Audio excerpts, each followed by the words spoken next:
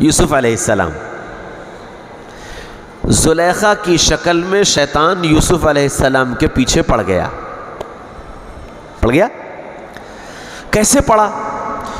کہ یوسف علیہ السلام کو بلایا اور کمرے کے دروازے بند، 1 2 3 4 5 6 7 کنڈیاں، 7 دروازے بند، اور 7 بند دروازوں کے اندر زلیخا یہ کہہ رہی ہے یوسف میرے ساتھ برائی کرو۔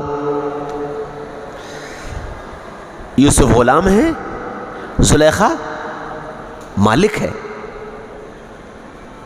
دروازے سب بند ہیں، نکلنے کا کوئی راستہ نہیں ہے۔ ہمارا تمہارا جیسا آدمی ہوتا تو کیا کہتا ہے، کیا کرے جی، اب تو پھنس گئے، مجبور ہیں، کہیں جا ہی نہیں سکتے، کچھ کر ہی نہیں سکتے۔ یوسف علیہ السلام نے کیا کیا؟ یوسف علیہ السلام نے دروازے تک دوڑ لگائی، دروازے تک دوڑ لگائی۔ وہ ہمارے 10-10 فٹ کے تو کمرے تھے نہیں، ہم لوگوں کے گھروں میں ہوتا ہے نا 10-10 فٹ کے کمرے، مرغے بیڈ سے اترے تو دروازہ۔ شاہی محل تھا، شاہی محلات کے کمرے تھے وہ تو۔ اور پھر آپ ذرا سا پرانے زمانے میں چلے جائیے تو آپ کو بڑے بڑے مکانات اور بڑی بڑی جگہیں ملیں گی، وہ تو آپ سوچئے کب کون سا زمانہ، اس زمانے کا شاہی محل اور اس محل کی خوابگاہ۔ تو یوسف علیہ السلام نے دوڑ لگائی دروازے تک کہ میرے بس میں اتنا ہے کہ میں دوڑ کر دروازے تک چلا جاؤں، اب کنڈی کھلے گی نہیں کھلے گی، میں بچوں گا نہیں بچوں گا، یہ بات کی بات ہے۔ یوسف علیہ السلام دوڑے، اللہ نے کنڈی کھول دی، پھر دوڑے دوسری کھولی، پھر دوڑے تیسری کھولی، اور وہ دوڑتے جا رہے ہیں اور پیچھے سے وہ کرتا پکڑ کے کھینچ رہی ہے۔ حالانکہ نبی ہیں، نبی سے گناہ ہو ہی نہیں سکتا، نبی کی ذات معصوم ہے، لیکن اس سب کے باوجود شیطان کے اس مکر سے بچنے کے لیے یوسف علیہ السلام نے دوڑ لگائی ہے۔ اور جب 7 دروازے کے باہر پہنچے ہیں تو مالک کھڑا ملا، مالک کھڑا ملا۔ کیا ہوا؟ بیوی نے سارا الزام یوسف کے اوپر رکھ دیا کہ تمہاری کیا رائے ہے ایسے شخص کے بارے میں جو تمہاری بیوی کے ساتھ برائی کا ارادہ کرے۔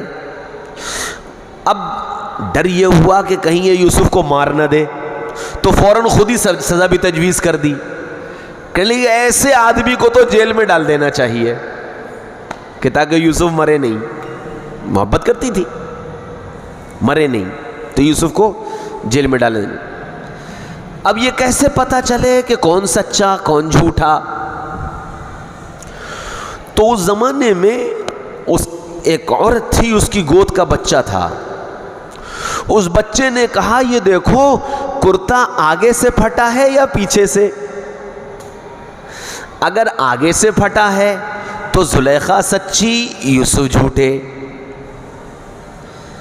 اور اگر پیچھے سے پھٹا ہے تو یوسف سچے اور زلیخا جھوٹی۔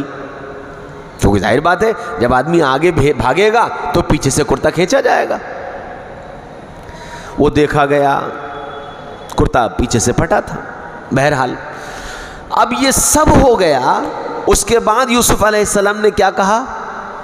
وَمَا أُبَرِّئُ نَفْسِي إِنَّ النَّفْسَ لَأَمَّارَةٌ بِالسُّوءِ، میں اپنے نفس کو پاکیزہ ثابت نہیں کرتا، نفس تو برائی ہی کی طرف اکساتا ہے، برے کام کرنے کی ہی دعوت دیتا ہے، الا ما رحم ربی، ہاں مگر جس پر اللہ رحم فرما دے۔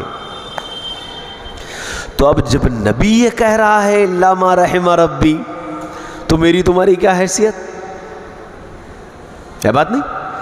پھر میری تمہاری کیا حیثیت کہ ہم اور تم شیطان سے بچ پائیں؟ معلوم یہ ہوا کہ بچائے گا تو اللہ، کوشش ہمیں تمہیں کرنی پڑے گی، دوڑ لگانی پڑے گی، کنڈی جبھی کھلے گی۔